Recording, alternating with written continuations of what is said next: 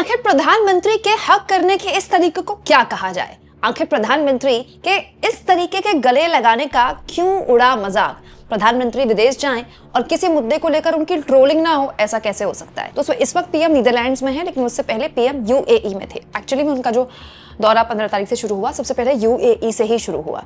लेकिन तमाम तरह की बातों के बीच जिस एक वीडियो की या फोटो की सबसे ज्यादा चर्चा हो रही है, वो है ये वाली। तो प्रधानमंत्री नरेंद्र मोदी जब यूएई पहुंचे तो वहां के राष्ट्राध्यक्ष को जब ग्रीट किया, तो जिस तरह से उनको गले लगाया, उसके बारे में खूब बात हो रही है। प्रधानमंत्री का वैसे विदेशी राष्ट्राध्यक्षों को गले लगाने का तो अपना एक तरीका है, उनके समर्थक उसे बहुत पसंद करते हैं, लेकिन ये वाला थोड़ा अलग था क्योंकि ऐसा पहली बार देखा गया था। दोस्तों, ये वीडियो पीएम ने ही शेयर की है और उनके ही अकाउंट से मैंने वीडियो निकाली है। दोस्तों, जब पीएम यूएई पहुंचे तो उनका स्वागत करने के लिए यूएई के क्राउन प्रिंस मोहम्मद बिन जैद अल नहयान खुद मौजूद थे, लेकिन उनको सामने देखते हुए पीएम ने काफ़ी दूर पहले से ही अपनी बाहें फैला दी। थोड़ा बाहें फैलाने का अंदाज भी थोड़ा अलग था और इस तरह से बाहें फैलाकर प्रधानमंत्री उनको ग्रीट कर रहे थे, उनका स्वागत कर रहे थे। और हालांकि इसमें आप देखेंगे तो बाहें जो यूएई के क्राउन प्रिंस हैं उन्होंने भी फैलाई थी, क्योंकि उनका हाथ नीचे है इसलिए दिख नहीं रहा है। तो ये भी हो सकता है कि यूएई के क्राउन प्रिंस ने उनके स्वागत में बाहें फैलाई हों, उसको देखकर पीएम ने उसको जेस्चर को एक तरह से ग्रीट करने के लिए, उसको एक्सेप्ट करने के लिए पीएम ने दूर से बाहें फैलाई। लेकिन क्योंकि आपको तो पता ही है, मोदी जी के साथ हमेशा कैमरामैन चलता है और कैमरामैन का पूरा फोकस मोदी जी को कैप्चर करने में है। ये वीडियो हो गई है सोशल मीडिया में वायरल और इसको लेकर प्रधानमंत्री की ऐसी ऐसी ट्रोलिंग हो रही है कि पूछिए मत। अच्छा, प्रधानमंत्री जब भी किसी राष्ट्राध्यक्ष को गले लगाते हैं, उसको लेकर अलग अलग तरह की बातें की जाती है, लेकिन क्योंकि ये वाला सबसे आइकॉनिक रहा अभी तक 12 सालों में, ऐसे मोदी जी ने किसी को गले नहीं लगाया पूरा स्विंग तरीके से। तो बहुत सारे लोगों ने बहुत सी बातें बोली, जैसे कांग्रेस पार्टी के नेता हैं श्रीनिवास बीवी, उनका कहना है ये क्या है, इस हक को क्या बोलते हैं।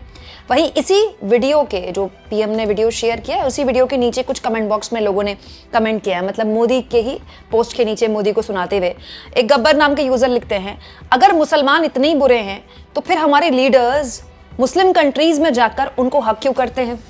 वैसे ये बात तो ठीक है दोस्तों कि किसी भी मुस्लिम देश में पीएम जाते हैं, खास तौर पर खाड़ी देशों में आपने देखा होगा पीएम का बड़ा स्वागत होता है और बहुत से देशों में तो सर्वोच्च सम्मान मिला हुआ है हमारे प्रधानमंत्री को। लेकिन कितनी अजीब बात है, देश में जिस भी चुनाव में, जहां भी बीजेपी का सब कुछ दाव पे होता है, बीजेपी को चुनाव जीतना होता है, तो बीजेपी वाले घुसपैठिए ढूंढने निकल जाते हैं और वो घुसपैठिए ना अपना लोकेशन चेंज करते रहते हैं, दिल्ली में, फिर वो झारखंड पहुंच जाते हैं, फिर वो बिहार पहुंच जाते हैं। इन दिनों वो बंगाल पहुंचे हुए थे, अब वहां मुझे नहीं लगता कोई घुसपैठी होगा भी, तो अब तो बीजेपी की सरकार ही बन गई है। लेकिन ये अपने आप में जब भी आप कभी रिपोर्टिंग करने भी उतरते हैं ना, और घुसपैठी के मुद्दे पर हम भी जब सवाल पूछते हैं पब्लिक से, तो उनका यही जवाब आता है कि जब किसी मुस्लिम देश में जाते हैं तो वहां के राष्ट्राध्यक्ष को गले लगाते हैं, तब मुसलमान बुरे नहीं है। और वैसे हमारे देश की पॉलिटिक्स में सारा दोष जो है वो एक खास समुदाय के सर मरने की कोशिश बीजेपी सपोर्टर करते हैं। एक और यूजर मुकेश तिवारी, वो लिखते हैं, आपने डोनाल्ड ट्रंप को भी ऐसे ही हक किया था, भारत उसके नतीजे आज तक भुगत रहा है, कभी हमारे अपने स्वदेशी मोहम्मद से भी मिल लीजिए, अच्छे दिन आएंगे क्या भारत में। स्वदेशी मोहम्मद मतलब घर के मुसलमानों से, मतलब अपने देश के मुसलमानों को भी ऐसे हक कर लीजिए।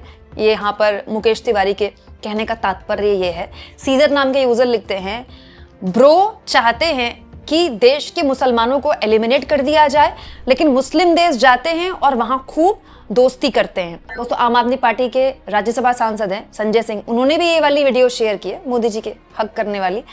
कपड़े से पहचान लेता है अपना शेर। कपड़े से पहचानने वाली बात मोदी जी ने बोली थी ना एक जमाने में, कि कपड़ों से पहचाने जाते हैं मुस्लिम समुदाय के लिए। तो यहाँ संजय सिंह ने वही कहा है कि हमारा शेर जो है वो कपड़ों से पहचान लेता है हक करने के लिए। ऐसी ही बात कांग्रेस पार्टी के राज्यसभा सांसद इमरान प्रतापगढ़ी ने भी कही।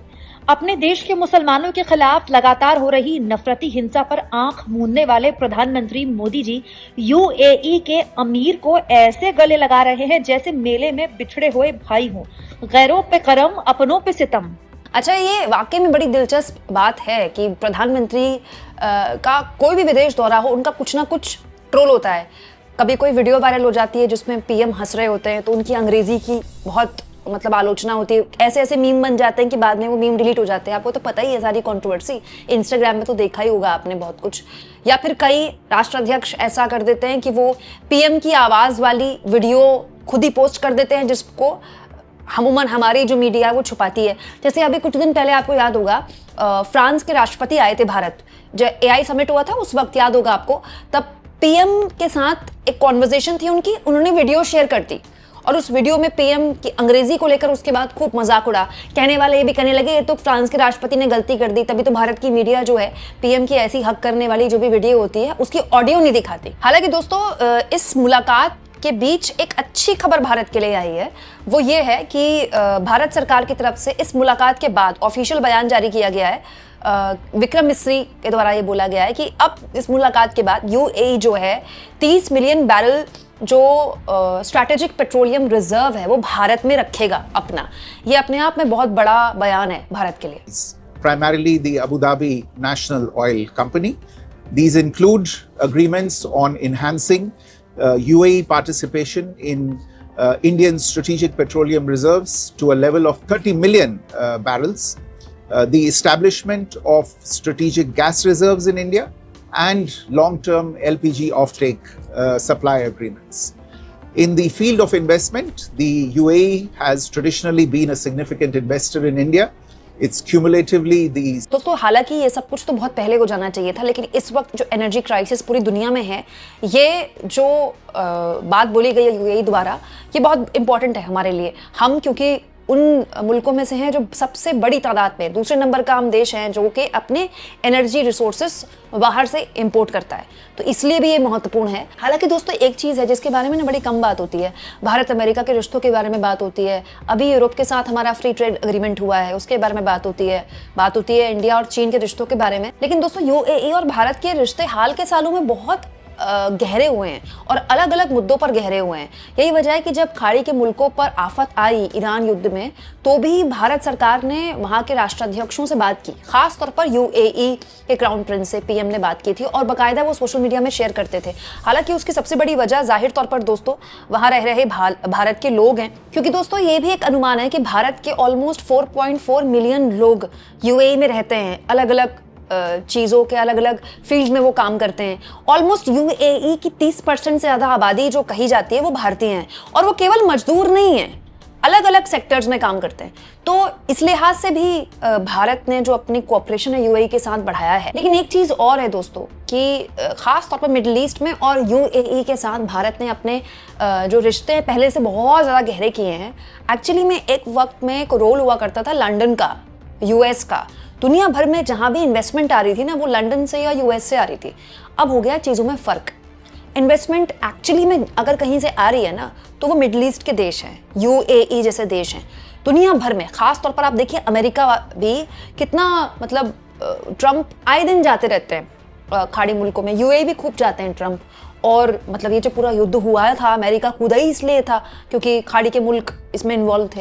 तो ये आप सोचिए अमेरिका को भी यूएई शरीक है जो अरब मुल्क हैं उनसे इन्वेस्टमेंट चाहिए, क्योंकि एक्चुअली में इन्वेस्टमेंट यहीं से आ रहा है। वैसे तो एक्चुअली में सबसे बड़ा इन्वेस्टर दुनिया का इसमें चीन बन गया है, लेकिन हमारे साथ ये है कि हम चीन को इतना इन्वेस्टमेंट पूरी तरह से उसके लिए खोलने में हम थोड़े रेस्ट्रिक्शन रखते हैं, क्योंकि भाई हम दूध का जला तो छाछ भी फूक फूक कर पिएगा ही। हालांकि दोस्तों आज नहीं तो कल चीन के लिए आपको दरवाजे अपने खोलने ही पड़ेंगे, और ये बात सच है कि चीन के साथ जो ट्रेड है हमारा वो इतना भयानक डेफिसिट में है।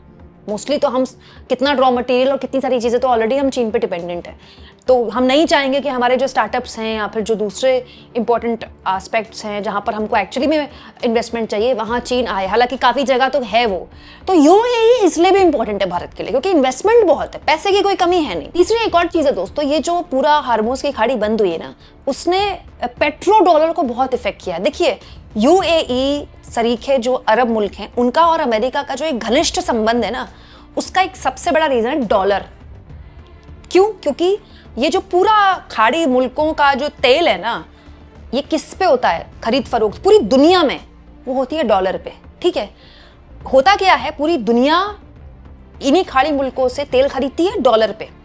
ठीक है, तो इनके पास डॉलर आता है, इन खाड़ी मुल्कों के पास, यही डॉलर यही मुल्क अमेरिका में जाके लगाता है। मतलब अमेरिका का डॉलर घूमता रहता है और वापस वो अमेरिका में आता रहता है। तो इनडायरेक्टली इन देशों का भी फायदा है और डायरेक्टली अमेरिका का भी फायदा है। लेकिन अब जब हार्मोज की खाड़ी बंद हुई और उससे पूरी जो सप्लाई चेन है वो बाधित हुई है, तो ये जो मुल्क है ना, इनके आगे भी एक क्वेश्चन मार्क आ गया है कि ये जो सिचुएशन है अगर लंबी चल गई तो हम सस्टेन कैसे करेंगे। तो ये आप कह सकते हैं डी डॉलराइजेशन की तरफ इन खाड़ी मुल्कों का भी एक रुख, मैं नहीं कह रही बदल जाएगा, इन लोगों के लिए बदलना तो बहुत मुश्किल है क्योंकि इनका तो पूरा काम ही पेट्रो डॉलर पर है, लेकिन दुनिया के बदलते रुख की तरफ भी आप इसको देख सकते हैं। हालांकि प्रधानमंत्री जिस वक्त ये दौरा कर रहे हैं उसी वक्त भारत में पेट्रोल डीजल के दाम भी बढ़े हैं, इसलिए भी ये दौरा महत्वपूर्ण माना जाता है। लेकिन देखिए कितना कुछ हुआ इस दौरे में, इन्वेस्टमेंट पर बात हुई है, एनर्जी ट्रेड पर बात हुई है, डिफेंस कॉर्पोरेशन पर बात हुई है और बायलैटरल कनेक्टिविटी पर बात हुई है, पीपल टू पीपल टाइल्स पर बात हुई। लेकिन बात एक्चुअली में किस पर हो रही है सोशल मीडिया में? मोदी जी के हक करने के अंदाज पर। आप इसको किस तरह से लेते हैं दोस्तों? कमेंट बॉक्स में जरूर लिखें।